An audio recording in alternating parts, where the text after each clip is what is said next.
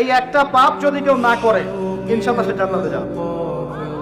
যতই পাপ করুক না কেন, জিনা করেছে, মদ খেয়েছে, মিথ্যা বলেছে, অনেক কিছু করেছে, শুধু শিরকের পাপ করে নাই, আল্লাহ তাকে মাফ করে দিবেন ইনশাআল্লাহ। বিশ্বাস করলেন না কথাটা? নবীজি বলেছেন এই উম্মতের যে কোনো ব্যক্তি যতই পাপ করুক না কেন আল্লাহ পাক সমস্ত পাপ মাফ করতে পারেন, কিন্তু শিরকের গুনাহ আল্লাহ পাক মাফ করবেন। তওবা করে যদি মারা না যায় মাফ করবেন। একটা এক্সাম্পল দিয়ে বোঝাচ্ছি তাহলে ক্লিয়ার হয়ে যাবে। মনে করেন কেউ একজন জিনা করেছে, তওবা করার সুযোগ হয় নাই, মারা গেছে, এখন আল্লাহ পাক কিয়ামতের মাঠে এই জিনার পাপটা মাফ করে দিতে পারেন, যদিও সে তওবা করে নাই। যদিও সে তওবা করে নাই, আল্লাহ পাক এই পাপটাও মাফ করতে পারেন।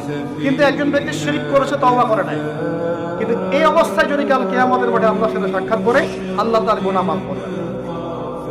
এই শিরক আর অন্য পাপের এই হলো পার্থক্য। তাহলে সবচেয়ে কোন বিষয়টা থেকে আমাদের বেঁচে থাকা উচিত ভাই? শিরক কি ও কেন, একটা বই পাওয়া যায়, কিনে নেবেন। কিতাবুত তাওহীদ একটা বই আছে, পড়ে নেবেন। কুরআন সুন্নাহর আলোকে বিশুদ্ধ আকীদার অনেক বই পাওয়া যায়।